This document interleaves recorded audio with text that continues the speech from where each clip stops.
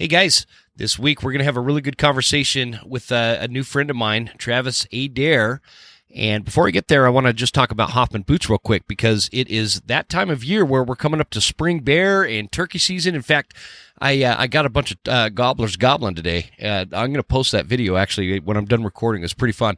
But if you don't have good boots, I'm telling you, I stress this all the time, the best money to invest when it comes to hunting gear is your boots. Because if your feet get jacked up out there in the field, your hunt is over.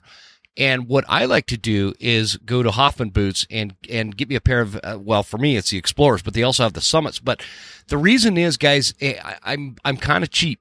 I'm a cheap guy. And so I like quality, but I don't want to spend a fortune. And that's where Hoffman boots comes in. They are the best boot out there. They don't skimp anywhere on these boots. They just responsibly price these things. And you get a benefit from that because not only are the starting prices better than the competing boots out there that are no better, no worse, but you can use my promo code Huntsman10, all caps lock, to save you another 10% off to get you the boots with the best soles. They've got the vibrant soles. They're totally waterproof.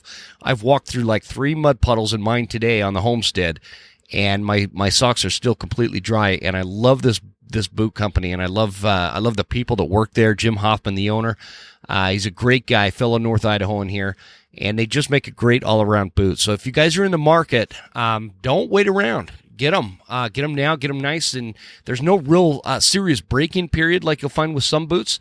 But I found, going out on, a quick little morning turkey hunt, and these boots are broken in. So don't hesitate. Don't wait. Get them now, and again, use promo code Hoffman, or go to hoffmanboots.com and use promo code Huntsman10, all caps lock, for 10% off. And also, guys, the Eastman's Hunting Journal's Mule Deer course and Tag Hub are both now available to you, and I can save you some money there, 10% off site-wide by using promo code Huntsman, all lowercase instead of all uppercase. Type in Huntsman at checkout. When you go check out the Mule Deer course, it's got several videos that'll walk you through how people like Dan Picard are getting these giant muleys on public land in the backcountry, all that kind of stuff that'll make you a better mule deer hunter. You'll want to check it out at eastmans.com, and also Tag Hub for those of you that are still searching for that special tag this year. You still got time. Check it out and use promo code Huntsman. With that, let's kick off this episode. You guys are not going to want to miss this one. There exists a threat, from anti-hunting groups to politicians trying to give our land away, and we won't stand for it. Those vast western landscapes provide the space for our wildlife to thrive and a place for hunters and anglers to fuel the fire that sparks their soul. In this show, we share our love of hunting, fishing, and conservation. Here, we provide the foundation to meet these threats through passion and the grit of the American outdoorsman. Welcome to the Western Huntsman Podcast.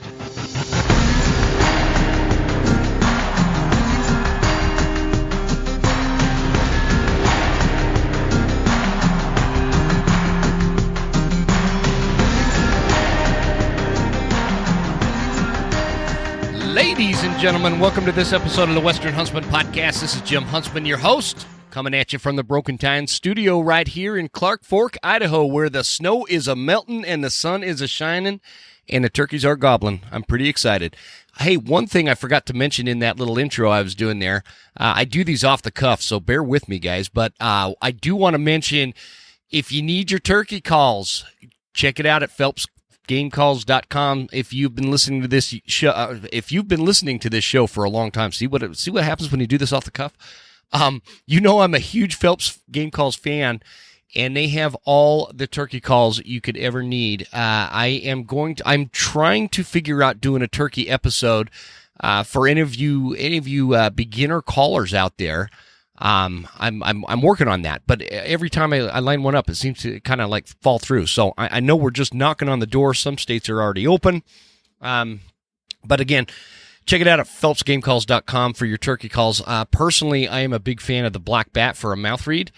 But they've got the pot calls and the box calls as well that work very well, and I'm a huge fan. So promo code over there is Huntsman10 for 10% off. This week, I've got Travis Adair. Did I say that right, Travis? Yep, you did. Sweet. Who's going to be my new attorney? I'm sure I'm going to need one at some point. Travis is known on Instagram as the Wilderness Lawyer, and you can find him at wilderness_lawyer on Instagram. He's got a ton of followers here. Big time bear hunter, big time mule deer killer, and he's currently residing in my home state of Utah. And I'm really excited to get him on. We've been threatening to do this for a long time, Travis. I appreciate it. My pleasure, Jim. Thanks for having me.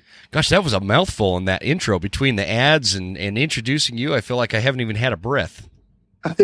Yeah, you're probably going to need a drink of water. Right?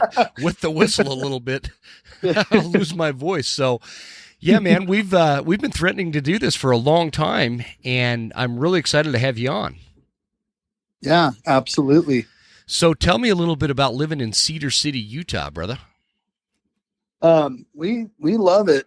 So I actually grew up in Arizona, in the suburbs of Phoenix, and when we fortunately we had some property in the mountains of southern Utah, so I spent a lot of my time in the summers in Utah and getting out of the city and learning to hunt and fish. And when I was a sophomore in high school, we finally were able to move to Utah. My dad sold his business and we moved to Richfield, a little town in southern and central Utah. And from there, I ended up going to college in Cedar City at Southern Utah University and met my wife there. And so we eventually made it back here, and we love it. So Richfield is interesting because of the landscape there. It's like this mixed transitional landscape where it's going from what you think of kind of high mountain, high desert, transitioning to almost painted desert looking country. And I used to love going down. We used to ride horses out of Richfield quite a bit, and four wheelers, and a little bit of everything. But it's a great neck of the woods. And Cedar City, I never spent a ton of time in Cedar City, but I do know that if you can get a tag down around there, there's some great elk country down there. Yeah, we're close to some of the best elk units, in my opinion, in the world. Yeah. So yeah, my dad, who's 77 now, about 8 years ago, he drew a beaver elk tag. Oh, and man, yeah. He didn't even have that many points, too. I really? mean, he lucked out. And wow, man, that was that. such a fun hunt. And our good friend Kelly Cox, he's on Instagram, iVideo Wildlife. He does a ton of hunting videos and just loves to get out and get stuff on video. And we ended up getting him this bull that Kelly had seen multiple years and picked up the sheds, and they called it the Giant 5. Uh-huh. It was mainframe 5x5. The year that my dad killed him, he had a couple of he had a big hook cheater, but he was like a 365-inch mainframe 5x5, and then with a few extras. So it was like a little over 370 bull, and just a super cool bull. That's nuts, man. I think Utah often gets missed in terms of like how good the hunting can be there. And what was that? That was a rifle hunt, wasn't it? Yeah, it was rifle. Rifle, like mid-October. Yeah. Well, and part of it is Utah doesn't have we don't have near the hunting opportunity that states like Idaho and Montana and some of the and have. Our trophy quality is very, very high. There are some general season. There are a few opportunities, but the the state has done a pretty good job managing our elk herd, and it's the trophy potential is really high in a lot of these units, but you gotta wait in a lot of years. you gotta play the game for sure. Actually, and I'll be honest with you, man. When I got out of the service, I moved up here to North Idaho. This was like 2003, end of 2003 or whatever. I did take a job back down in Utah, come around, 2008? And my wife and I lasted almost 4 years back in Utah. But it was the hunting that where Utah does a great job managing for trophy quality. I hated the fact that I had to take the risk of not being able to hunt that year. You know what I mean? Because you could, back then, and I don't know if it's still like this, but back then you could always get like a deer tag for the northern unit or whatever they called that. But the areas that I grew up hunting and that were my memories were, I couldn't get tags for. And so between that and just how crowded like Salt Lake got, we were like, okay, we're going back to Idaho. We're small town people, man. And so we shot back to Idaho, and that's, I think, the difference where you're going to find 370-inch class elk in Utah on those special tags. And you can find those in Idaho, too, on some of the limited entry and whatnot. But the difference is, man, I can get a tag. I can hunt for like months at a time, and I can go to Walmart and get a tag still, like the old days. And I love that part of it. Yep. But I think you can't get any, as far as hunting opportunity, it doesn't get any better than Idaho, at least in the lower 48. For over the counter, you mean? Yeah. Over the counter opportunities, or hunts that are relatively easy to draw, as far as overall hunting opportunity for a wide range of species. I agree with you. Idaho is where, and that, so I do a lot of out of state hunting. Put it that way. Well, you kind of have to. You kind of have to. I mean, I'm sitting on 20 bonus points for elk in Utah. Oh, really? So yeah, dude, I will come down. I'll call them in. I'll go on that hunt with you. That'd be fun. 20 points. Yeah, I'm getting close. So yeah, just probably 3 years away from max points. Sweet. So my last elk hunt in Utah, I had passed on because this was back when, and I don't know how it is now. Again, like over a decade ago, but this was back when you could just buy an over-the-counter in spike-only units, and you could shoot a spike or a cow back then. And I passed on this cow because I knew there was a spike with her hanging out, and he never gave me a shot because this was archery. That August hunt, like end of August hunt or whatever. Anyway, I'd gone out and didn't get one that year, but I had a buddy that had this tag, and I think it was a spike only too.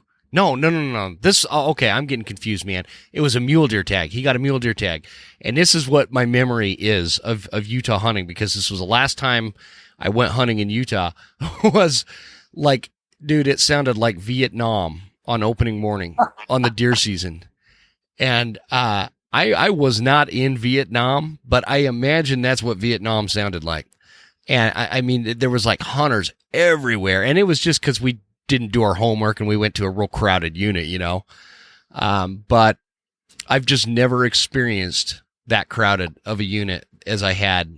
And I'm not going to name the unit because I'll make it more crowded. Yeah. No, it can be a madhouse. But it gets like there's places like that in Idaho too. Units. Yeah, and I've hunted. I hunt units in Colorado that are that way, that still have really good trophy potential. But you've got to really know how to pattern the deer and where to hunt and really get after it and put the optics to work. So, well, according to your Instagram, you do a pretty dang good job of that. So I try. I'm curious about your career, man. Did you get a law degree there in Cedar City or? No. So the only there's only two law schools in Utah. They're both BYU and University of Utah. Yeah, So that's what I thought. I got married. My wife's from small town in Utah, Beaver, also in southern Utah. Yep. And so I graduated at SUU with a degree in finance, and I graduated in December of 2009. I mean, the worst time in modern history for a degree in finance. Yeah, So man. I really had no intention of, never really thought of becoming an attorney, going to law school. It was kind of, I was forced to rethink my plans kind of in a hurry, because of how the economy tanked. The financial world just collapsed. Because it seemed like it was just going to go on forever. I remember the feeling. It just seemed like there was no end to this economic and financial collapse, you know. Yeah, kind of it feels like that's where we're headed right now, you know. I know. So, Yeah, I know. so yeah, it forced me to rethink my plans, and I didn't have the grades to make it into BYU or one of the top tier law schools, because I had hunted too much during college and was a little bit of a slacker. But I was fortunately I tested well on the law school admissions test, and so I got a scholarship offer, paid half tuition at a school in Arizona. It was Phoenix School of Law. It was a private school, for-profit school, Oh, and nice. so that brought us back to Arizona, back to the city, and ended up being there over 8 years, a lot longer than I planned on. So Oh, wow. I actually work remotely for a law firm in Arizona. So I'm still licensed in Arizona and in the state of Washington, actually. I work remotely. I go to work, in my PJs. t-shirt and my ball cap. Yeah, sometimes. So what kind of law do you practice, man? So I do civil plaintiff work. So it's mostly motor vehicle accidents, insurance cases, and I started out in family law and Uh-huh. did a lot of litigation, and that was just soul crushing. It What really was just, it? Just because like families are falling apart and you're dealing with a lot yeah, of emotions, kind of thing. I loved the legal side of it, and I loved when I was working through law school and getting experience and doing the legal research and writing and things. I loved it. It was dealing with the other attorneys Mm. that grew to hate, and just yeah, pretty much every attorney stereotype you've ever heard. I mean, there's there's a reason for most of them. So dealing with the other attorneys just got to be, is, attorneys that are getting paid hourly. There's no incentive to help people come to the table and resolve Yeah, that makes sense. in a way that's similar to what the court's going to order. So they would come in and just push these crazy positions and just disregard the law and just waste. People would, they spend their whole marriage, trying to save a little bit of money or whatever equity they have in their home, and it ends up all going to legal fees because the attorneys are getting paid hourly and happy to push the conflict. And so it just burned me out after a few years. And so when I got the opportunity to do anything else, I jumped at it, and it ended up working out really well, because I have some background in sales, and always been personable, and Mm-hmm. I think that my passion for the outdoors and the kind of person I am keeps me grounded and level headed. So I was able to relate to people and build clientele. And so really it kind of just turned into building the business, building the firm and our clientele, and turned into, rather than having to litigate cases and manage cases so much, it was doing intakes and selling our service, and what's apart from other firms. And the one, as soon as I switched over to the civil plaintiff side, the firm started doubling in size each year. And nice. And it was, and so I but it was just not sustainable for me. I couldn't see myself staying in the city, and I would get out. Yeah, I'm the same way, man. But in between, I mean, the heat down in the Phoenix area, in the city, I felt like I was living in the eye of Satan's butthole, I don't know how people, I have a couple buddies that I was in the military with, that live in like Phoenix, and my buddy Justin down there in Scottsdale, shout out to Justin. He's the one, we got famous by taking a picture together with a camel in Africa, and the camel looks like it's smiling. And so, anyway, I don't know how people do it, man. I remember my wife and I, we went to this wedding in Las Vegas, and it was like July 3rd or something like that, something crazy, dead of summer. And our feet were sinking in the asphalt of a Target parking lot. Like literally it was so hot that the asphalt was soft. And I don't know how people freaking live in those places, because I can't stand to be inside sitting in an air conditioner all the time. And it's just so hot. And I imagine Phoenix is the same way. Yeah, you can't escape it. I mean, it can be 120 degrees, even hotter. And you just, the cold, you can always prepare for the cold. Yep. And you can always escape the cold, but the heat, I mean, unless you just want to sit inside in front of an air conditioner and do nothing. Yeah, which I don't want to do ever. Exactly. I mean, that's the, and so it wasn't a healthy lifestyle. It was never my, going from in my youth, moving to Utah, into a rural community, was I embraced it because it just, I loved the lifestyle. I loved the freedom. I could get on my four-wheeler and in an hour's time be up at 11,000 feet listening to the elk bugle, or on the general deer hunt. And just I had this freedom that or few kids ever get to realize. Yeah, exactly. And what I like about Cedar City, man, is like, because there's that aspect of it, what you just said about getting on a four-wheeler and heading up the mountains.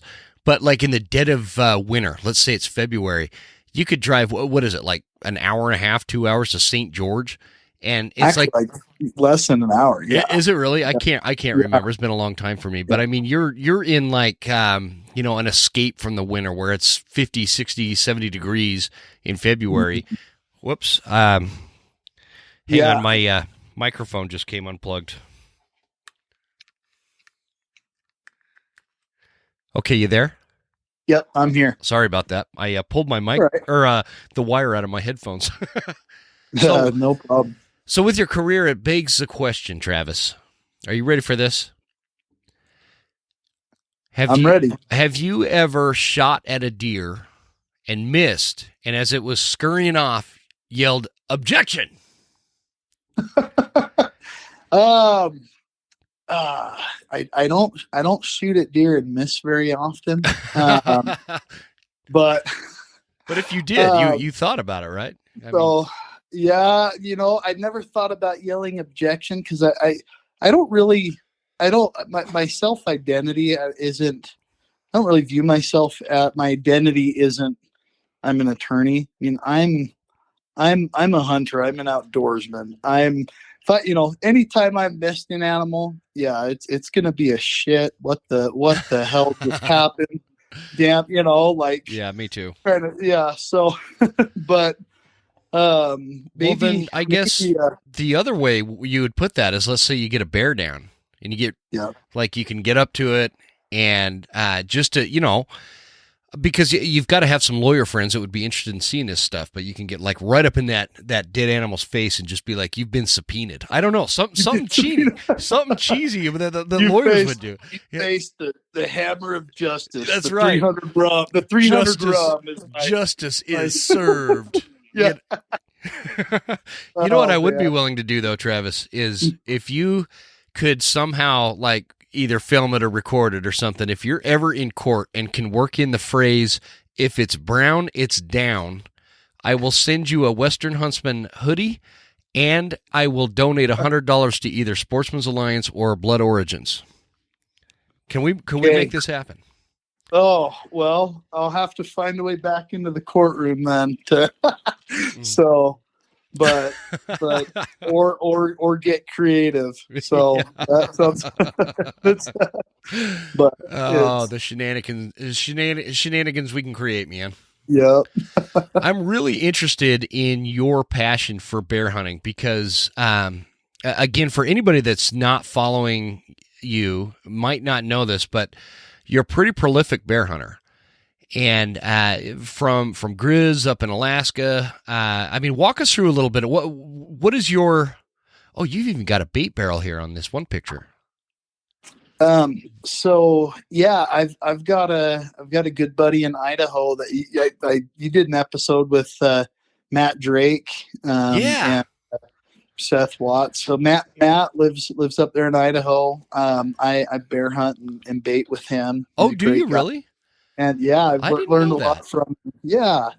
And so with bear hunting, it's it really kind of goes back to growing up in the city. Like I dreamed of everything that did not have to do with living in a damn city, right? Mm-hmm. So the idea of bear hunting, like I always wanted to hunt bears one day.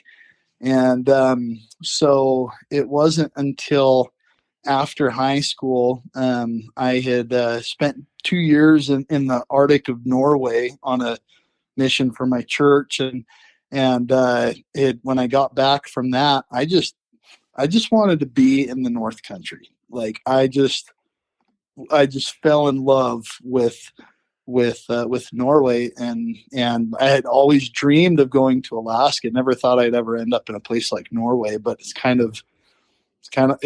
like Alaska in a lot of ways. And so, to the chagrin of my parents, I took a long hiatus from college and just packed up my 4Runner and drove the Alaskan highway and went and worked and lived in Alaska for a while. And really? I knew it was maybe the only opportunity I'd ever get to just go and hunt and fish and do some things, that Travis, that was before you were married? That was before I was married. Yeah. Oh, sweet. Yeah. So you went up there. So you were busy, man, because you went on a mission, right? You went on a mission for the church. Yeah. And then you drove the where'd you go on your mission, by the way? Norway. Oh, it was Norway. Okay, that was okay. I was confused there because my daughter texted me right as you were saying that, so I got distracted. Sorry about that. No worries. So you served a mission in Norway, and then you got home and you drove up to Alaska and spent some time working there, huh? Yeah. So we have. I'm digging this. I love learning this kind of stuff about people, and I had no idea you were buddies with Matt Drake because I love following him on Instagram too because he is like he's an animal when it comes to baiting bears. That guy's a maniac. Yeah, maniac, man. Yeah, he's so good at it. I love Matt. Anyways, so you get to the chagrin of your parents, you end up in Alaska working up there. What were you doing up there? Yeah. So, well, I got a job with one of the big tourist companies like Princess Cruises. Like they have lodges, and I was working in one of the lodges, like doing running baggage to and from the airport and stuff. And so I was doing that for a bit, and then I decided I could better money in construction. I had done some construction and summers in high school and the year of college before that. And so I did end up doing construction, and really it was just like trying to put money aside and go on adventures, Yeah. and that Yeah, was the whole man. purpose of being there, So I worked, I worked hard. I worked long hours and would save up money and then go spend it. And this was like 2007, 2008. I mean, gas prices were like, it was even worse than it is today. Yeah, I I mean, remember that. It was crazy. they were topping $4 back then. I remember in Canada driving up there paying $8 a gallon in like northern British Columbia, the Yukon. I That's mean, it was nuts. crazy. Did you know that prices like that's like normal in Europe? I didn't know that. Oh yeah, But that's like normal in Europe. That's how it was in Norway on my Really? mission there. Yep, it was, and Norway is one of the biggest oil producers in the world per capita. I mean, it's the richest country in the world because of the North Sea oil, and yet gas prices are nuts, man. Yeah, and they're still paying freaking $8 a gallon up there as just what is usual. Yeah. Huh. I keep getting you off track, man. I just sorry about that. Keep going. No worries. So, yeah, but in Alaska, I had a roommate that had never hunted, wanted to learn to hunt, but he lived his whole life there, and he was an avid fisherman. He knew good places to go, and so we went and did a caribou hunt and helped him get his first bull caribou, and I ended up killing a really big bull, almost Boone and Crockett. And then I had mentioned to him, like, dude, we got to figure out somewhere to go hunt bears or something like that. And he said, well, I've got a fishing spot that I go trek into, and I've never been there and not seen bears. And I'm like, are you shitting me? Really? This is happening. So we made a trip out there, and this is in the interior. So it's interior grizzly and a lot of black bear. And it was the fall salmon run. So we were just the fishing was incredible. And so we got in there and set up camp and started fishing and hunting. The first evening there, we're fishing at the spot, and it was the weather had cleared and it was really calm, and so we kind of settled down, like this the feeling that some animals might be moving. Yeah. And it wasn't long, spotted a grizzly bear downriver, just like poked its head out from the alders and just looked right at us. And I scrambled for the gun, and the bear took off, but that was the first. I mean, I had only seen a couple of bears in the wild ever, before then. And the first time I'd seen a grizzly, and that was just, it was just incredible. I mean, it just got the fire was lit, When you're in grizzly country like that, because you've spent obviously a lot of time in black bear country as well, is there like a different, and there's a reason I'm asking this, is there like this different mentality that you have, or like this level of uneasiness because they are grizzlies versus, like, and I'm probably way wrong for this mentality, but like, I do not worry about black bears at all, even though statistically speaking, like, if you're talking along the lines of people getting injured, attacked, maimed, whatever, by bears, the odds are much greater with a black bear just because of the sheer numbers, right? Everybody has black bears. Yeah. But I agree, and I have the same mentality though. They just don't. I mean, I have them on my. They come in and sniff around my chicken coop all the time, and like I'll go out there and just shoo them off. Like they don't make me nervous. But grizzly, and I hunt and I live in grizzly country as well. They're just super rare where I'm at. But somewhere like Alaska, there has to be this added level of scrutiny to your surroundings, if you will, because Yeah. these grizzlies are, not only are they bigger, there's a heck of a lot more of them. And I'm just curious, like, how do you react to that? What's your Well, sense in hi- the field? hikers get killed every year by grizzlies or brown bears in Alaska, Yeah. and it's mostly interior grizzlies. And the mentality is, I feel the same way, and it's mostly based on my experience with grizzly bears and Mm-hmm. black bears. And so this first bear hunt really was eye opening for me, and changed. I mean, it not only did it light the fire with bear hunting, and just made me an addict, but it taught me a respect for the creature. It taught me to respect grizzlies, and yeah, we need to respect black bears too. Like Yeah. in bear country, we need to use common sense. In black Mm-hmm. bear country, would I be keeping junk food in my tent? Hell no. Or See, with I or camping, do. And again, I am not the sharpest knife in the drawer, man. But I do, and I don't know what it is, but I think just the density is so robust here in yeah. North Idaho that they, like, I used to fear. You remember? Well, I don't know where I'm probably a little older than you. But growing up in Utah, getting back to this Utah topic, when I was a kid, and I don't remember what year it was probably like 92-ish, 93-ish or something, there was this girl that up at Strawberry Lake. Have you ever been up to Strawberry Lake? Uh-huh. Yeah. So this family's camped up at Strawberry Lake, and there's like grandma and grandpa there, and I think the parents were there or something. But this girl was sleeping in the back of a truck, and the truck had a canopy on it, and they'd, I don't know, maybe put an air mattress down or whatever, and we're sleeping back there with sleeping bags.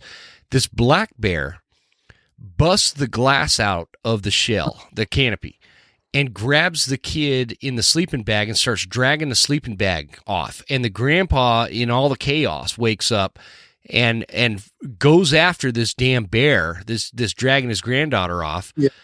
And she was getting, she got pretty messed. I want to say she was like in intensive care and stuff. I Wow. don't remember the extent of the injuries, but it was pretty bad.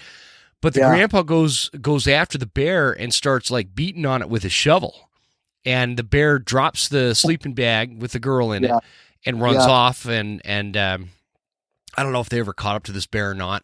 Yeah. But it was like this big ass news story in Utah. Yeah. It's this big deal. Yeah. And it really hit home for me because we were at Strawberry Lake all the time. I mean, I know every nook and cranny of that lake. And so it like really hit home. For the longest time, I was not scared, but very, very cautious of black bears. And then I joined the Marines. I do that thing, and then I get out and I come up to North Idaho. And just the robust numbers up here. I have this weird mentality, and again, it's probably foolish, but I just kind of like view them as a raccoon or a nuisance kind of thing. But I love hunting them. I love hunting them. And even kind of that story helps illustrate the difference between a black bear and a grizzly. If that had been a grizzly and the grandpa goes and whacks it with the shovel, the grandpa's probably dead. Yeah. And he would have probably willingly done it, but possibly would have saved the girl. But you're exactly right. And so I'm just curious. I feel like I mean, I have the same mentality. And as far as, the comment I made about like food in my tent, that's ironically stems from that first Alaska trip. I actually, that the second day of that trip, we had hunted all morning and trekking through the river and just wiped out. So we went back to camp and crashed for a couple hours, and I woke up to a bear coming into the tent. So I could hear something wrestling outside instantly, and like, that's got to be a bear. So I started to open the tent door, and I'm just face to face with a big black bear, and it just starts to come into the tent. And so Really? it was insane. And so I'm like scrambling had my rifle in the tent, and because we're camping in grizzly country, so even as a dumb kid, I knew to keep my gun close. So I'm scrambling for the gun, and within, as soon as I started making a ruckus in there, the bear turned and disappeared in the brush. But having that, so that changed the way I feel as far as how I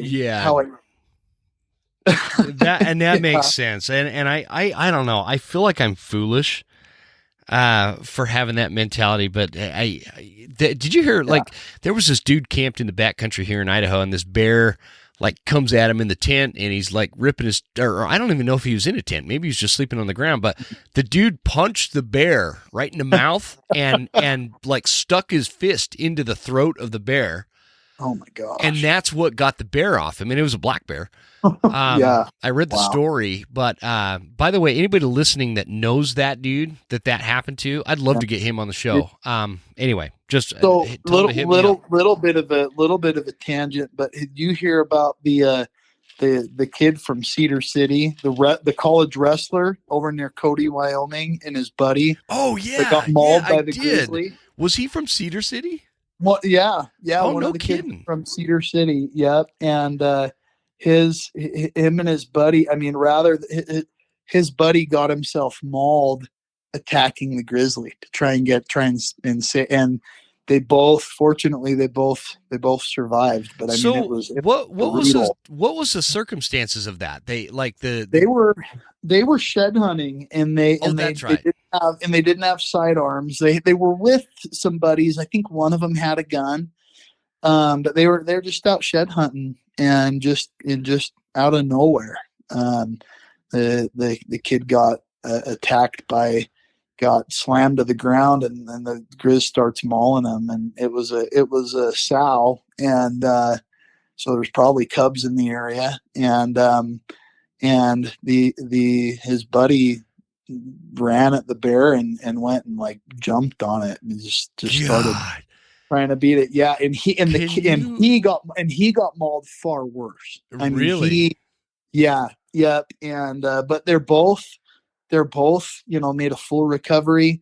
One of the kids went on to almost win a junior college national championship 4 months later. Well, yeah, after you wrestle a grizzly bear. Incredible. I know, right? Can you imagine 20 years from now, that kid, he's gonna walk into a bar and be sitting there, and somebody's gonna give him the evil stink eye. He's gonna be like, listen, I went shed hunting outside of Cody without a sidearm. First of all, that's hardcore in itself. If you guys, I do not recommend that. If you're in Cody, Wyoming, and you're going into the anywhere off the beaten path, you better have a sidearm. And listen, I wrestled a grizzly bear. Don't mess with me. For the rest of his life, he's going to have that story. So you know what? That if anybody knows those guys. Can hit me up with their contact information. I'd love to get them on the show too. Jim at thewesternhuntsman.com. Okay. Now I'm done fleecing the public for future podcast guests. So what's you're specifically pretty passionate about bear hunting. You kind of have, and every hunter's got this. Every hunter, and I think every hunter, just like as a man or a woman goes through their life, they have these things where things transition, things change, things ebb and flow in terms of what they're passionate about and what they're focused on. But for right now, possibly permanently, you seem to be pretty passionate. Versus like me, I'm super passionate about elk hunting. However, I have recently began bear hunting in the last few years, and bear hunting is becoming something I look forward to spring bear almost as much as I do to September elk hunting, and that is saying something, Travis. That is, Yeah.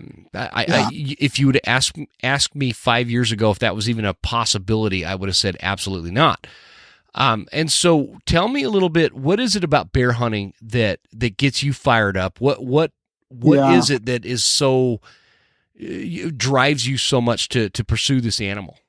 Yeah. So, it's the same way for me as far as, my passion my whole life has been primarily mule deer. I mean, grew up mule deer hunting, love mule deer. I still gonna hunt mule deer till the day I die, but Mm-hmm. but it's I get more worked up and fired up about my bear hunts than anything. I mean, it occupies a huge space in my mind. and Yeah. it really, there's something to be said about hunting dangerous game. I mean, it's just a different. There is, It's man. different. There It's is. different. What is that? Is it like our primal nature? Like the danger? Absolutely, it's primal nature. It's part of it's being an adrenaline junkie a little Mm-hmm. bit. I mean, it's and just I have so much. I'm so fascinated by these animals, Mm. and I have so much respect for them. And it's just that first bear hunt in Alaska just it hooked me for life. I mean, it ruined me. It ruined me. It would ruin me too. And That's I think one of the reasons I'm hesitant to do so, that is I yeah, don't want to spend the rest of my life figuring out how I'm going to afford to go to Alaska to bear hunt. You know what I mean? I know. And Hey, I'm an attorney, and I can't afford the $30,000 coastal brown bear hunts, or not even close. well, I you mean, gotta get I've that got one. It's got to be like my cousin Vinny. You got to get that one special case. yeah, yep, It's gonna break exactly. through. Well, I made it happen this last year. So I've killed two grizzlies, and every hunt, Alaska hunt I've done has been DIY. So Mm-hmm. that really, I learned where to hunt just by this when I lived in Alaska, and went and went to my buddy's honey hole, where he Yeah, yeah. Where uh, or I'm yeah, sorry, he and the showed you. fishing's incredible there. I mean, that's just an incredible spot to fish. But so that on that first hunt, I ended up we had the bear come into the tent, or almost come into the tent, and was it 2 hours later I killed my first black bear in the alders at 8 yards. Wow, rifle. And there's yep, Yep, yep. rifle. It just saw brush move, pulled up the scope, and just saw these black beady eyes looking at me, and shot it through the neck. It stood up at 8 yards and shot it through the neck. and Wow. and so it was like mid-afternoon. We get the bear skinned out, and it had been raining. It was cold, and so we decided we're gonna float the carcass over to the gravel bar on the other side of the river, and build a fire, and start deboning that bear. And right then, as we hit the gravel bar, we looked down river, the exact same spot where we had seen the grizzly the day before. Either the same grizzly or another one's back in the same spot, nose to the river, on the river bank, just waiting for a big sockeye salmon meal. And it was 300 yards downriver. And so, I mean, it was just one of those surreal moments. Like, I'm going to double up on bears, my first bear hunt, and so I Jeez. went and got in position about 200 yards, and laid prone. And that bear was just nose to the water. And So it had I, no idea you were there. it had no idea. I mean, the sound of the river, the Yeah. it was really rainy and had been wet. There was no wind. It was just totally uh, oblivious, and totally focused on its next meal. And Mm-hmm. so I got in position, and I mean, that's a moment I'll never forget, is settling the crosshairs right behind that bear's shoulder. And so I shot, I was shooting a 300 short mag, and it just hammered that bear, huge exit wound. And this experience taught me the difference between grizzlies and black bears. I've never shot a grizzly or I've never shot a black bear or seen a black bear shot with a Magnum rifle that hasn't died in its tracks. Yeah. And this, to a 22-year-old kid that's never seen a grizzly, like, everything looks huge. It was a young boar, about a 5-year-old, about a 7-footer. These are interior bears. They're not nothing like the coastal. Just a little 7-footer, no big deal. I mean, yeah. He's only got paws the size of a Buick. Yeah, no big deal. Yeah, he's only got claws the Just a size little of guy. my index fingers. You probably could have put him on a leash and walked him back. Yeah. No big deal. But he was. I've killed. My biggest black bear is as big as this bear. Yeah. It wasn't a big black bear, and he just shy of 7 feet. He's like 6'10", 6'11". So just like a young boar. But for a black bear, he would have been a big black bear. Oh yeah, totally, man, totally. Is that the bear that is in your Instagram profile picture where you're kind of walking by the creek with the head on the back? That's not. That's my big grizz. That's the one I killed in August. Yep. Man, I'd hate to mess with the small one if that's the big one. Yeah. yeah. God, that's incredible, man. I don't want to interject too much here because I want if you've got more of this story. This is a great story. I love this kind of stuff. This was this was, like I said, this hunt ruined me. It did. It changed how I view the natural world. It changed how it created this obsession with bears. Oh, I know. Lit the fire. I know what it was, Travis. It was you were saying that the rifle you were using, what was that? You said it was a 300 a short mag. A short mag, and that drops all the black bears in place. What did it do to the grizzly? So the grizzly, and I made perfect shot, double lung, took out the top of its heart, massive wound channel. So the bear dumped head first into the river. Okay. Uh-huh. And I start celebrating. I think the bear, I'm expecting the bear to turn belly up and start floating down the river, And so I start celebrating, and my buddy's coming running up and just like, holy shit, I can't believe this just happened. And we're not even looking downriver in that moment. And we just hear this, and just really? that bear shot out of the river like a rocket ship. And just ran through the alders, just breaking trees. It just sounded like a freight train running through the trees, like just just snapping trees in its wake. It was so it turned from this moment of celebration to this moment of sheer terror. I had never heard or experienced anything remotely like that in my life. Why sheer terror? What did you feel like it was coming back towards you, or just from what I had heard?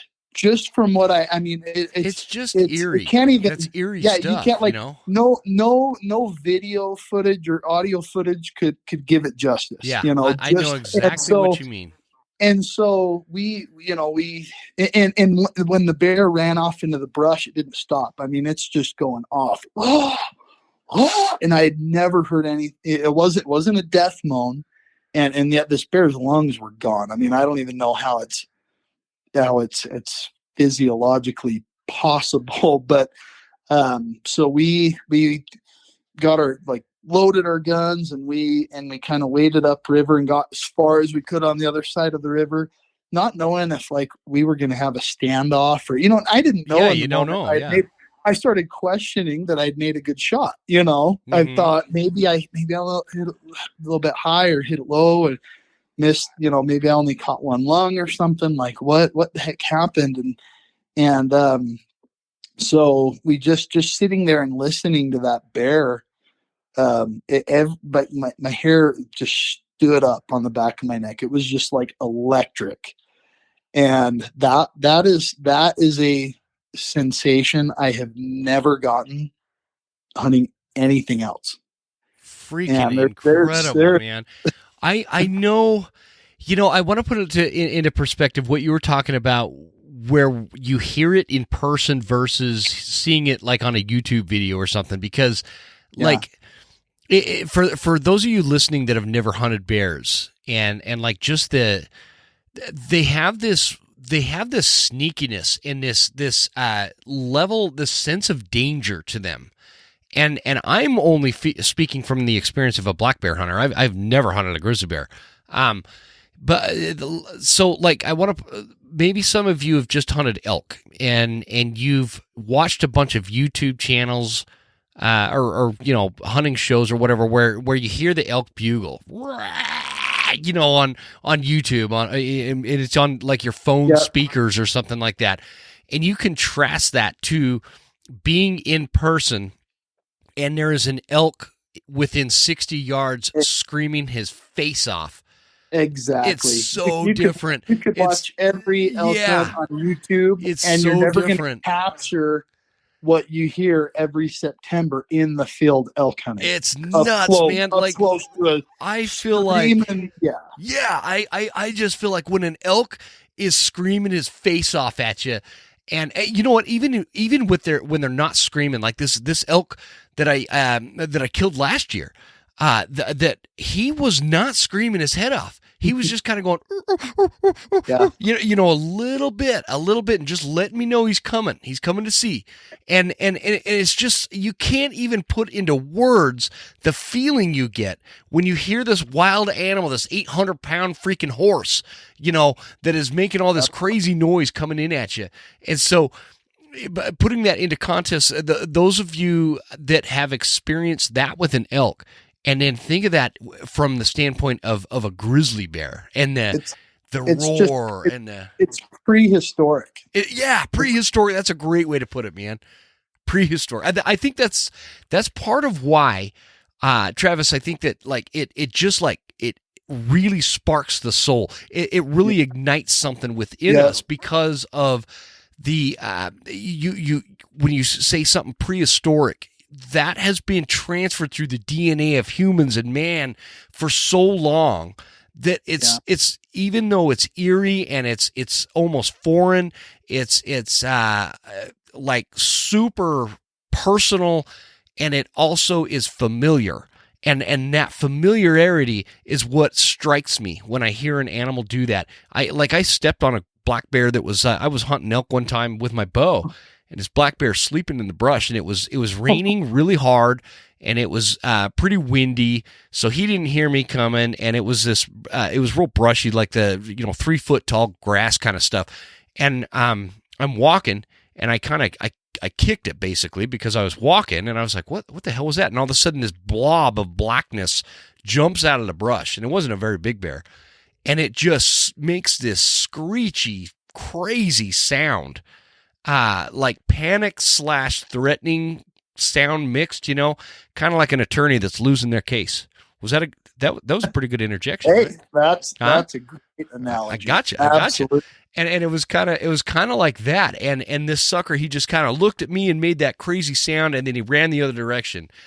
There was something that terrified me about that, and something that I felt this strange familiarity, and the familiarity is what threw me off. And I think it's because that's the kind of stuff our souls are designed to experience from, thousands of years being passed down through our DNA. I get really excited about this stuff, man. I'm sorry.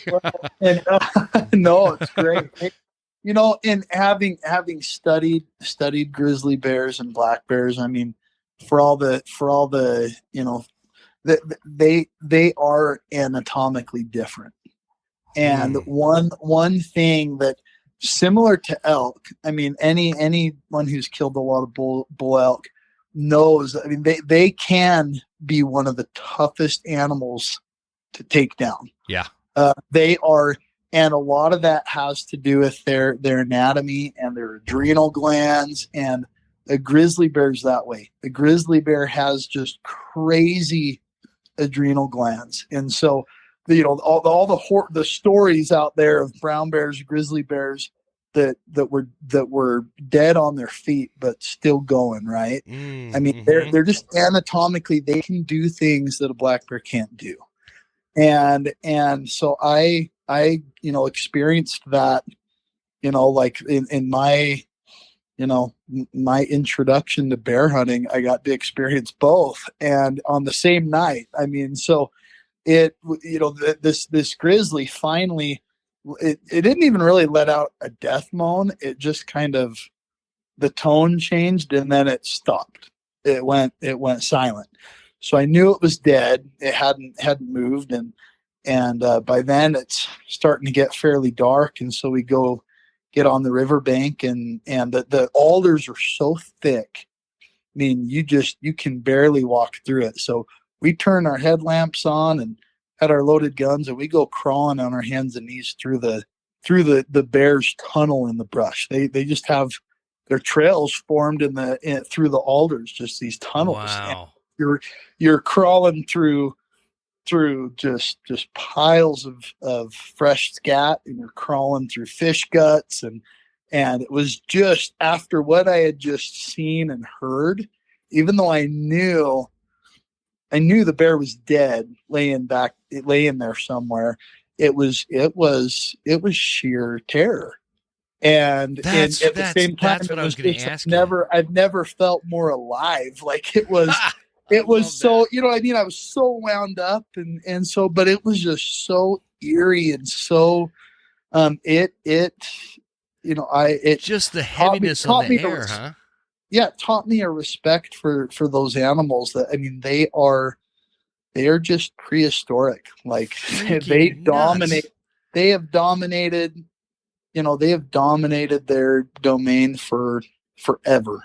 And so we find the bear and get it taken care of. And even after that, just packing two bears out through the alders and stuff, after dark, was the whole experience of it. After seeing and hearing, witnessing that, it was just, we made it back to camp, and it was the most surreal feeling. Like I was thankful to be back in one piece. And even though I knew I wasn't in any real danger at any point, it was just like, but there's always a sense of danger when it's a grizzly bear. I mean, even a black bear. You walk up on a black bear that you just killed. Yeah. And, unlike you, I'm not a lawyer, so I don't get up to it and I'm like, hey, I rest my case. It's not like that for me. But that leads to the question: are you tired of my lawyer jokes yet? No. Hey, you can say anything you like about lawyers. I'm kind of the anti-lawyer lawyer, so you can. They're not bad. I'm trying to think of like lawyer puns as we record here. Puns. The prosecution rests when you found your bear. But so that's what I'm curious about though, is like walking up. So you've walked up on black bear and grizzly that you've had down. Yeah. Is there a difference in the way you feel, the smells, the sights, the feeling of anxiety over this large predatory animal? What's the difference between a grizzly bear and a black bear when you walk up on it? Well, I mean, you notice the claws are so much bigger, and you notice the even on a younger boar like that, it was anatomically very different than the biggest black bears I've killed, and was kind of intimidating, and that's what I think. And I mean, I was just a kid that had grown up hunting deer and elk and fishing, and I mean, I just got submerged into this world of, I had no idea what I was in for. And so, then, the next year, one of my cousins, flew up to come come hunt with me. We went in the same area, and I passed. I never got the opportunity at a big mature grizz like I wanted, and passed on a couple. But I got my cousin a big. It was like 6'11" black bear, just beautiful black bear, and we had watched it in the river, and it was getting close to dark, and he couldn't get a shot off in time before. I mean, when they're on the river, they don't stop. They're moving. And so it was like in and out of the alders. So it disappeared. We're like, crap, I hope it's not gone. And about 2 minutes later, right in front of us, the alders just start shaking, and the bear just like jumps down into the river. It was like under 10 yards again. I mean, this is right in front of us, and he shoots it with the 300 Win Mag, and just that bear just collapsed and it double lunged it, just let all the air out. I mean, it just blew steam out the side of it. And so that, again, like that, seeing the difference between the grizzly that I'd killed that was the same size, the exit hole. I mean, I could just put both of my fists right into its chest cavity. Wow. Wow, man. and yet that it took minutes to expire. I mean, it felt a lot long, it felt like an hour, eternity, probably 5 minutes, Huh. And I mean, I've never seen a wound channel on a bear like that on that grizz. And yet incredible. And I've killed a lot of black bears and seen a lot of black bears die, and none of them could take a shot like that. And so bear hunting really, I didn't get a grizzly on that second trip, and I really wanted a big grizzly. And then I ended up going back and finishing school, and I got married and started a family, and was in the city. And bear hunting, I got to do a little bit of bear hunting down in Arizona, and but it was just like the scratch that I couldn't itch for years. Yeah. And so I finally got out of Arizona, and when we moved back to Utah, I'm like, the first thing I need to do is I just need to plan some killer bear hunts. And so I booked a bear hunt in Alberta, and which this was like a month before COVID changed the world. So I booked my first guided hunt. I'm like, this is going to be awesome. And it's been 3 years, and I'm finally going on that hunt in May. So did you 3 say years later, that's a grizz hunt? Or is that a black bear? That's black bear in Alberta. And then I started hunting Idaho and done some great hunts in Idaho. So I've killed, over the last 3 years, killed a lot of black bears. And but so Sweet, Alaska man. was, I mean, to go and do a guided hunt in Alaska just costs so much money. And I, if I had stayed in the city and sold my soul, maybe I could afford to do a hunt like that. But, I hey, I respect that, 30 man. 30 grand for a bear hunt it's out of reach for me. Dude, just like it is for most working class people. It's crazy to think that like 30. Do you know? For me, I could buy like 2 cool fishing boats for 30 grand. And so to spend that on one hunt, I don't know. It's crazy to me, but So 2 years ago, my brother-in-law, who grew up in high school, when he was in high school, I'd taken deer hunting with me, but he hadn't hunted for years. And him and his wife moved to Alaska. So the only way a non-resident can hunt in Alaska without a guide is with someone within second degree of kindred. So it has to be a sibling or brother-in-law or parent or grandparent. And so when I found out he was moving, I mean, I just told him, hey, like this has to happen. Like you're going with me. and he was down. He was excited. And so they had to be there a year before getting residency in Alaska, as being able to hunt as a resident. So the second year, this last fall, I got to go up, and so I mean it's been over a decade, and I'm finally made it back to my old honey hole, that Yeah. sacred ground, and so we and nothing had changed. I mean, just bear sign everywhere, and the fishing was epic, Gosh, that and sounds great. Just let me and know when, and I'll have my bags packed. yeah, I need to know this honey dude, hole. it is worth it for the fishing alone. It Oh is man, so. yeah. It was I keep thinking about that, and I've seen some of the yeah pictures you've got on your Instagram page. yeah.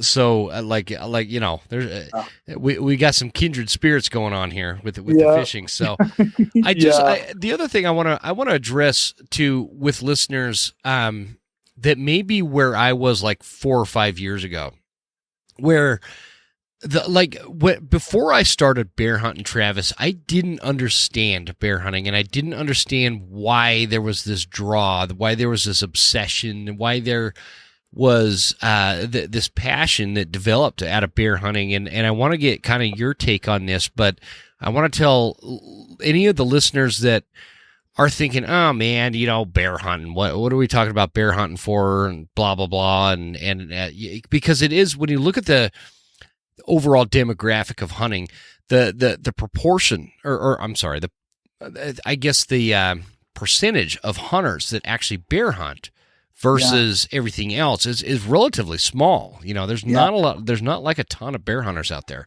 Yeah. And so I always kind of thought it was this obscure thing that only specific people were into because of whatever reason.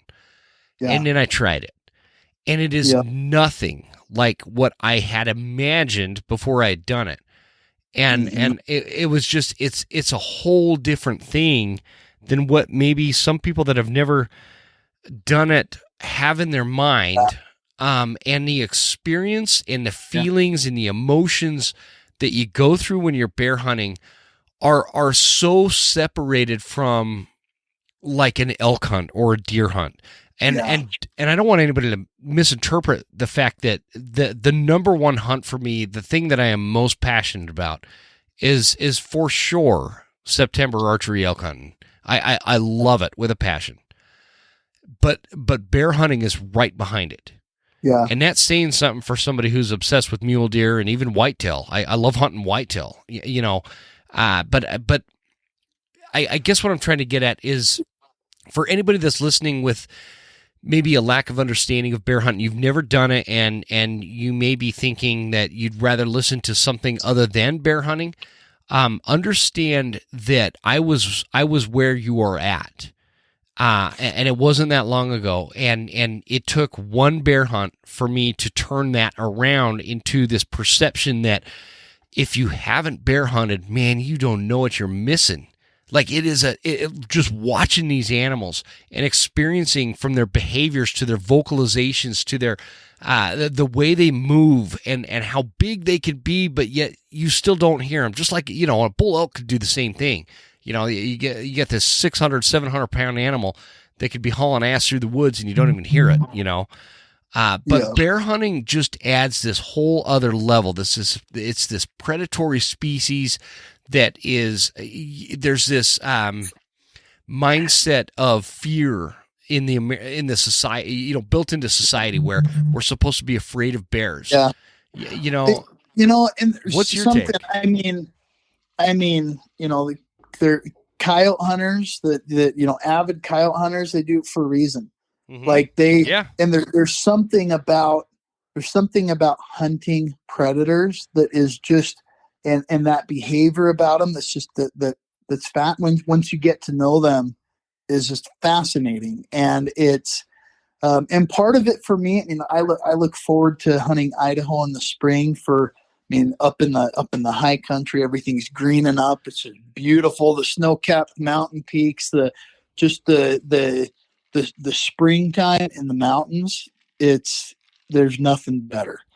Are you going? So that's part of it too. Are you going with Matt, by the way, this year? I am. Yeah, Sweet. I'm gonna be up there hunting with him this spring. got an awesome spot up there. These just massive canyons. Is And Seth some coming big out? bears. He's coming out at some point. Yeah, I think he's going to be out there hunting with Matt the week that I'm going to be in Alberta on my black bear hunt up there. I think So Seth yep. Seth just I don't know how they did that. They opened a branch or a chapter or whatever of the American Bear Foundation there in Northern Yeah, California, and so Seth's like heading that up. So that's yeah, pretty cool. I just saw that. Yeah, it's Yeah. fantastic. So shout out to Speaking of, Seth I need Watts. to. Yeah, speaking of, I need to join the American Bear Foundation. It's something I just recently kind of became aware of. So I'm gonna join that. I would encourage anyone listening to this Yeah. to join that because, I've been a member of the Rocky Mountain Elk Foundation and Mule Deer Foundation and things like that for forever. Mm-hmm. And so, but yeah, there is a lot of and bear hunting is more controversial. We face more It is. I we think face more scrutiny, we face more opposition, and we need we need the resources, we need people involved. yeah, well, there's that's a huge part of it, man. And I don't know if that either feeds into or helps build like this opposition to for Yeah. within hunters in terms of black or bear Yeah. hunting. Like my brother and I are pretty close. My little brother, Tim. Yeah, my parents were that creative, Jim and Tim. They like he does not understand bear hunting at all. And my little brother, he's not a big time hunter either. And I, whatever. We used to both be. But he's just kind of lost his interest in hunting on a level like I am. Like I'm just obsessed with it. It's my life, right? Yeah. Yeah. But he does not understand the black bear hunting, and he doesn't understand. But he's never done it, And I think that kind of ties into what you were just talking about in a sense that there is a lot of opposition to bear hunting because when you look at things like just the societal perceptions that are already misinterpreted in regards to hunting, it's Yeah. compounded with bear hunting because bear hunting has this thing where everybody grew up with a teddy bear as a kid and watching these cartoons where the bears were super Winnie the friendly, Pooh, Winnie the whatever. Pooh and Smokey the Bear. Mokey the bear and Baloo the bear and all these bear characters, and so like there's this, people have this fondness of bears. Yeah. And What they don't show you on National Geographic or any of that is the cubs being killed every spring during the rut by boars. yeah, the boars just ripping apart these cubs. Yeah, or the sows eating their dead cubs after they've been killed. yeah. Like literally, they're a predator, a cannibalistic creature. They are. Mhm. They'll eat anything, man. And they need to be managed. And people that think they don't prey on elk calves, moose calves, deer fawns. They absolutely do. They're a huge factor. And there's a reason why they're areas of Idaho they charge non-residents $30 a tag with 2 tags. Oh in yeah, a bunch absolutely, man. in half the state. They can't get enough people to come. They need more harvesting in some areas. And like Alaskan residents, some areas can kill up to 5 black bears a year and 2 grizzlies. Well, they're some prolific breeders. They're prolific breeders. And yeah, one way I've relayed that to people is telling them that, like, where I live up here in the panhandle of Idaho, it is actually easier for me to get a bear than it is for me to get an elk. And the elk numbers are, I don't know. I think they're greater than the bear population, but there's so many bears. Like I get one of the bears I killed last year was totally by accident. I think it came into some cow calls that I was making, or it just was happenstance where he just wasn't paying attention. But he ate an arrow because that's. I'm not like a trophy bear hunter. Like I get picky on certain species, but up here there's so many bears that any dent you can make in the population is doing something for the ecology of the landscape. Yeah. So that's kind of my position. Yeah. I'm kind of becoming a trophy bear hunter because I've killed a lot of bears, and but at the same time too, like, get to the last day of a hunt and I'm gonna pull the trigger on something that's not a young bear, but it doesn't have to be a huge trophy for me to, because the management aspect of it, they're issuing those tags for a reason. Mm-hmm. And every one of those, bears that you take out, I mean, that is numerous moose or elk calves, every spring. And so it's, and one other point you made about, as far as people not understanding bear hunting, it's almost something. I kind of take pride in the fact that I get to do something and enjoy something that so few people understand or will ever experience. Like, especially, people that live in our our world's become so overly urbanized, and their people's understanding of bears are what they've seen on the propaganda they've seen on their whole lives, or at the San Diego Zoo. Exactly. There's such a big difference with the way and I'll never, and I addressed it on this last the episode I released this week, which this episode we're recording now won't be till next week, so this might be confusing, but I'll never forget. They are such smart creatures, and baiting bears is a challenge. Yeah, if you just want to kill you want to kill a bear, it's vastly different than baiting huge, old, mature, ancient bears. I mean, that's kind of where that's the challenge that I really, look forward to. I feel like Matt's gonna kind of he'll still steer you in the right direction with that. He's good with the baiting.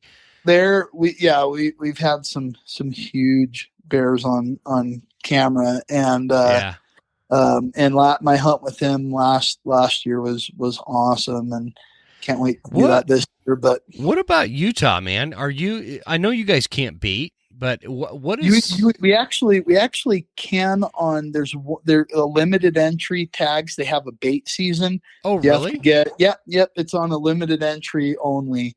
And so it's not really, it's obscure. Not many people know about it because there's so few, tags, and Utah. I mean, we don't have nearly the number of bears that Idaho has, but at the same time too, I think that the state's management of bears is overly conservative. I think there's far too few tags. I've got 12 bonus points for Utah bear. Mm-hmm. So I'm next year. I'm at max points. So I'll finally draw next year. And there's should be a great hunt, and it's going to be a baited hunt. Well, I know. You will be able to bait that. Yep, I'll be able to. Cool. Yeah, I'm going to be doing that season, that hunt. I was talking to a guy up here, where I live. There's this outfitting service here, and this old timer. He kind of manages all the guides or whatever. He's the guy I've known for years. He's probably 120 years old. I asked him if he's ever listened to my podcast, and he's like, I don't even know what a podcast is, And so he's a great dude, but they've been guiding for bears for a long time.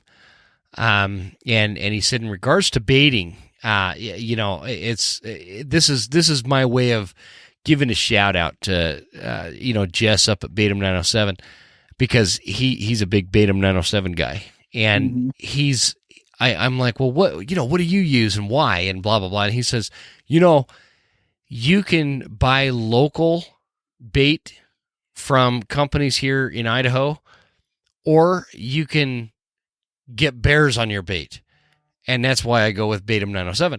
And And so I know that's kind of a cheesy way of I get nothing out of promoting Batum 907, but Yeah. I am a huge fan because it is super effective. I'm such an amateur, but every season I get so many bears on my bait. Yeah.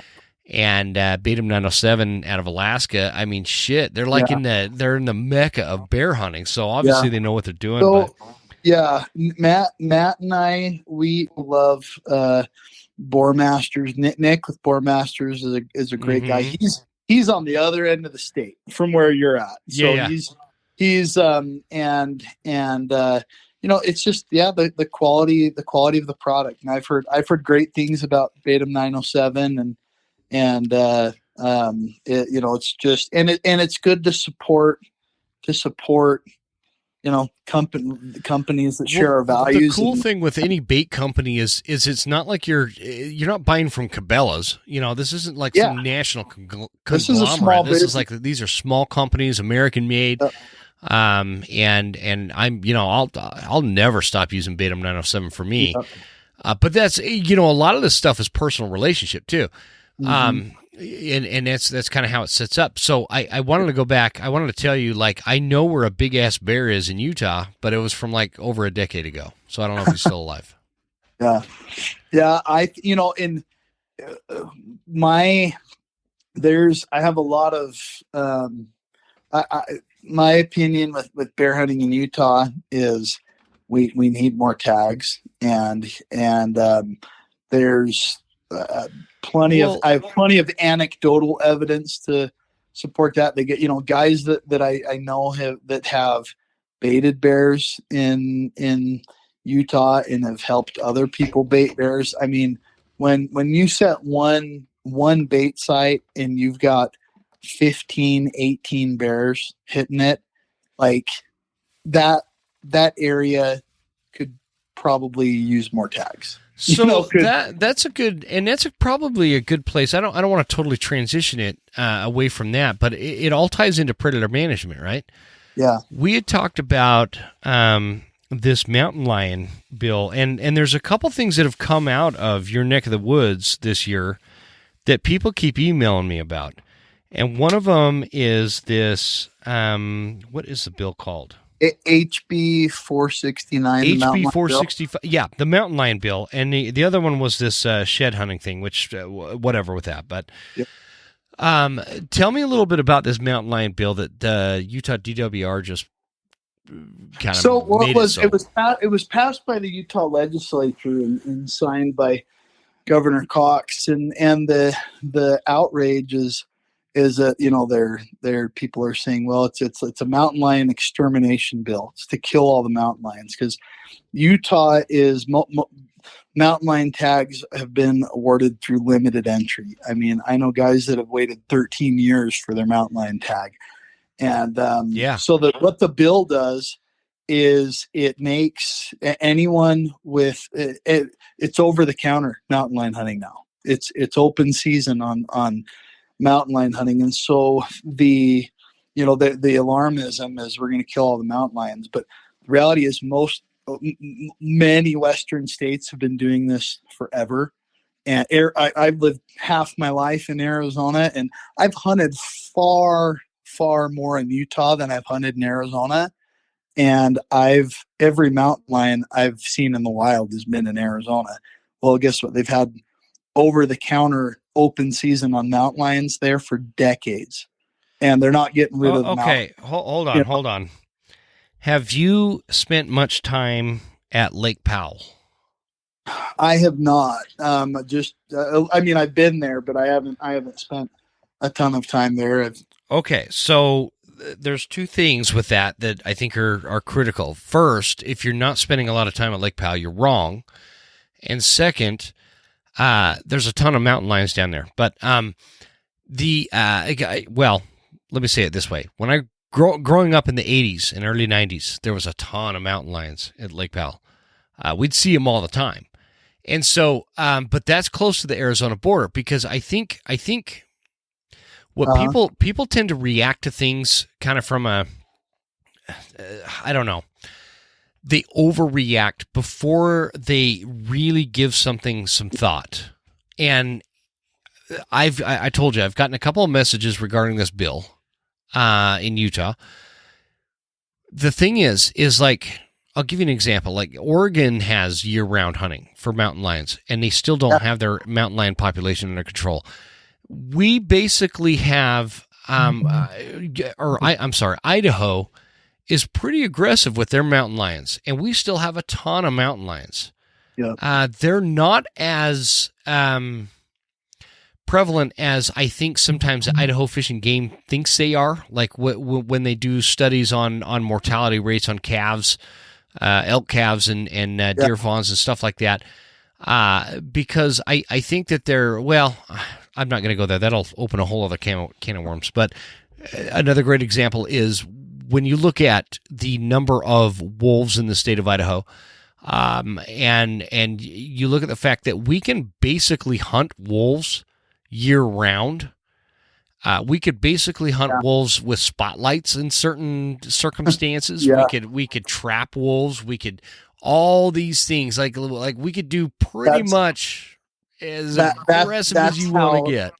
That's exactly how Arizona's been managing lions for decades. And we still have a shitload of wolves here in Idaho. And so I think that some of the reactions, and I get it, I get it. You know, one guy in particular that sent me a couple of messages regarding this bill in Utah, I get the concern, but you're talking about a mountain lion. A mountain lion is one of the most stealthy. These animals, they need aggressive management in order to even control a 10% ratio of their population in, fluctuation. I lost the word there for a minute. Yeah. So I mean, even at a 10% rate, they are very, very difficult to maintain and control. And so I just want to caution people before they overreact. Well, they bypassed a DWR and it got legislated to be, mountain lions are getting hunted and it's going to be the end of mountain lions in the state of Utah. I don't think that that's going to be the case. I just don't see it. I don't think that it's going to change the amount of people that actively hunt mountain lions. Like there's no hound hunting for mountain lions in the state of Utah. Is there without that special draw tag? Or does this bill change hound hunting?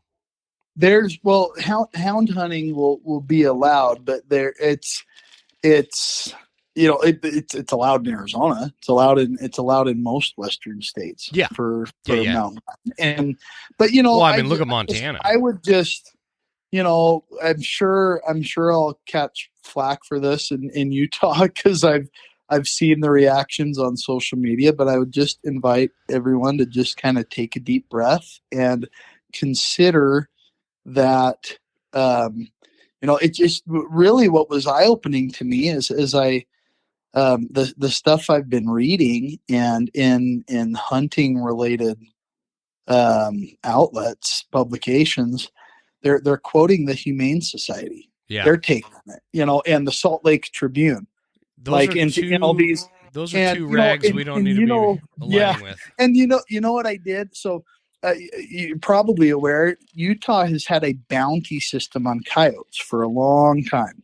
Yeah, I used to make money that way in high school, man. Yeah, you kill so when they increased the coyote bounty from $20 to $50 in 2012, guess what? The exact same thing that the Salt Lake Tribune was, coyotes are done for in Utah. Yeah. The extermination of coyotes, this outrage, the Humane Society, and guess what?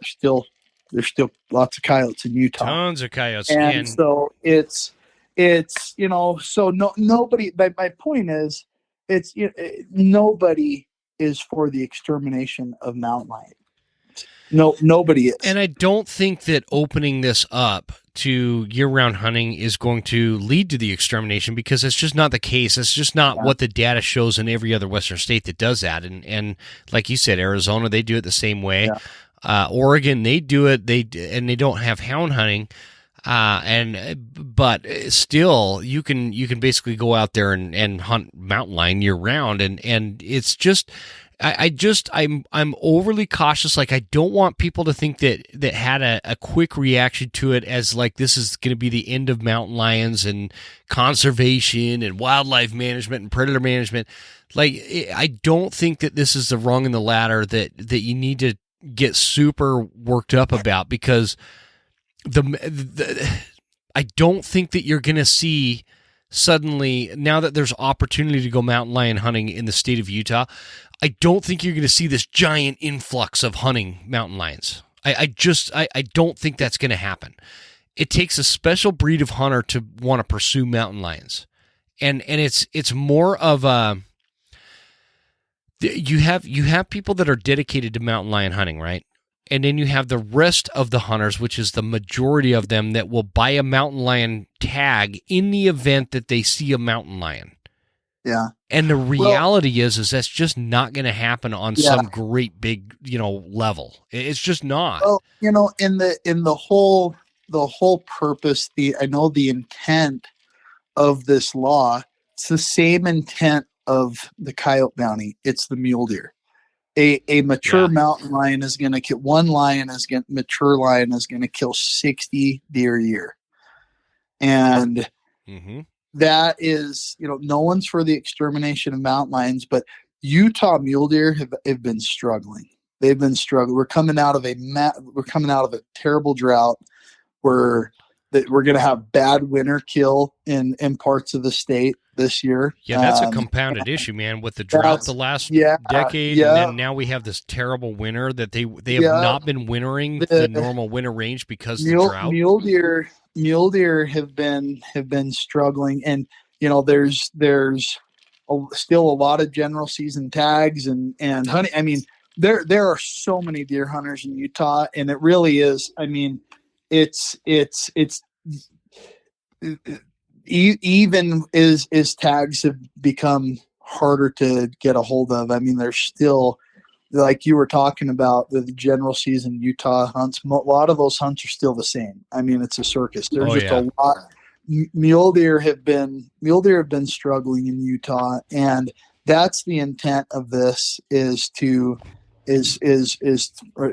mule deer, and so that's why I'm in favor of it. And if in a few years, when we see data that the mountain lion population, if it goes way dramatically down in Utah, then I know that the majority of hunters and outdoorsmen would support a change in course. And the legislature too. I don't think it's not like they're going to pass this law and then all of a sudden you're going to notice, oh man, every Tom, Dick, and Harry is out there shooting mountain lions, and now the mountain lion population is 10% of what it was 2 years ago, so let's keep this going. No, that will change. But I am curious because this kind of stuff, obviously with what I do, it's always of interest to me. So if there's folks listening down there in Utah and you have a strong opinion one way or the other, I'd really like to hear your opinion on it. And again, you've heard Travis, you've heard me talk about. For me, I just don't see this as some catastrophic thing in terms of like people that go out and pursue mountain lions are a special breed. It takes a very specific skill set to be able to track and kill a mountain lion. It's not like, I think people are reacting as if it's like, oh, now you can get a deer tag for mule deer in the state of Utah to hunt 365 days a year. That would be catastrophic. But mountain lions are way different, and I just, but again, I would like to hear people's opinion. If you guys have a strong opinion on it, shoot me an email at jim@thewesternhuntsman.com. I'd be happy to have that dialogue. I just don't see the catastrophe or the I don't know, the end of the world to mountain lions, apocalyptic kind of reaction that I've been seeing out of some of the hunters out there. Yep, I agree. So, well, Travis, my friend, this has been a really fun conversation. I really enjoyed having you on the show, man. Yeah, absolutely. It's been a blast. One day we're gonna have to link up. Again, I was telling you before we recorded, you're not super far from my family's ranch, and I might have to hook up like a pheasant hunt on the ranch with you and I or something.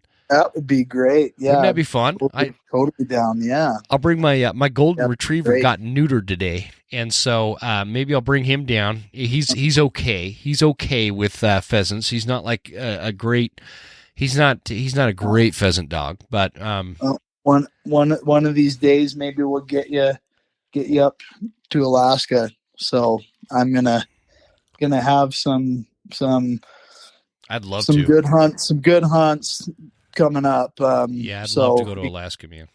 Talk more about that, but the salmon fishing alone, and it's just, oh man, that'd be a ball. It's incredible. Yeah, Oh, it'd just be a ball. I believe in the theory or the premise that Alaska is like the last final frontier. You know what I mean? And there's so much uncharted country in Alaska. It's just an outdoorsman's dream. It spending a decade away from Alaska hurt me. Like it is incredible. It is just, it's wild. It's uncharted. And it is, and going into a spot like this where I bear hunt and fish, and just having it all to yourself, and just knowing that, it's part of the allure of bear hunting there, and just that it's an area that's just been dominated by those animals for millennia, forever. Yeah. And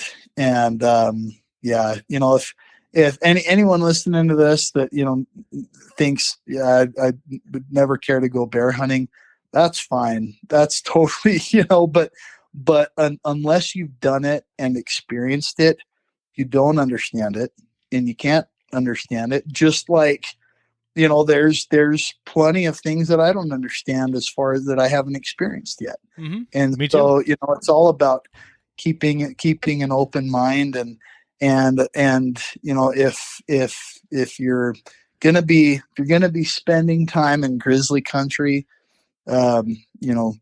use common sense. You do need to behave differently, and there is a difference, and I've seen that on both of my grizzly hunts, and how they, the only two bears I've shot that didn't die in their tracks are grizzlies, and it's just a different world. When you see a grizzly bear and it's within range, and you're like, okay, that's a shooter. You know what I mean? You know that feeling you get where it's like, that is a shooter. That's yeah. When you start raising the scope up and you're watching this grizzly bear, do you say to yourself, like, I'll see you in court before you pull the trigger? Come on, you know you do. Trying to think. I know my mind's been I moved to strike.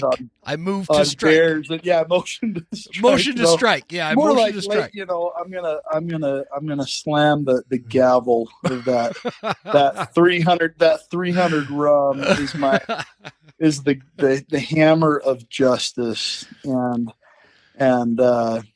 so when you see the when you see a bunch of bull elk bed up on a bench across the drainage, instead of bugling, you say, "Your Honor, may I approach the bench?" Is that what you do?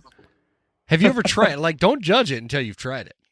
Yeah, absolutely. Yeah, if you judge it, then you're missing out, because dude, there's nothing like it. My lawyer jokes are so bad. I'm going for a record of the most rolled eyes off of one podcast, and I think we're gonna get there. We're like close, man. I think we're gonna get there. But I do stand by my statement that if you can somehow, or if you even get, I'm sure as a lawyer you've got lawyer buddies, if you can get somebody to say, and it doesn't have to pertain to anything that they're talking about in court, but in front of a judge or a jury or whatever, if they could say, if it's brown is down, no matter what the context is, I will send them a hoodie, a Western Huntsman hoodie, and I will donate $100 to a conservation group of their choosing. So I have to hear it. Sounds good. I'll see what I can do. All right, brother. Tell everybody where they can find you. Okay, you can find me on Instagram, wilderness_lawyer, and that's you can find me on the mountain somewhere, not in the city. That's for damn sure. I dig it, man. Well, I know I can speak from personal experience that the neck of the woods you live in down there in Cedar City, Utah, that is a great place to be if you're an outdoorsman. And I would love to go tote around Fish Lake or something with you at some point. That's a great area. You are, just absorbing what nature has to offer in that part of Utah. So I've got some great fishing around here, and it's gonna be a great year with the snowpack we've got. Our lakes man, gonna be filling up, and it's much gonna be needed for Utah. Great for that. Oh yeah, much needed. So all right, everybody listening, check him out at wilderness_lawyer on Instagram, and that'll be in the show notes. He's got a great Instagram page, just so you guys know, like, if you're into mule deer hunting, bear hunting, what are those big kokanee you're going after there? Bear baiting. Looks like you've got some pronghorn going on, salmon fishing. Oh man. So, no, this was a great conversation, Travis. I really appreciate you joining me on the show, and let's keep in touch and do this again in the future, man. Sounds good, man. Sounds good. Awesome. Well, thanks again. Okay, you bet. Thanks for having me.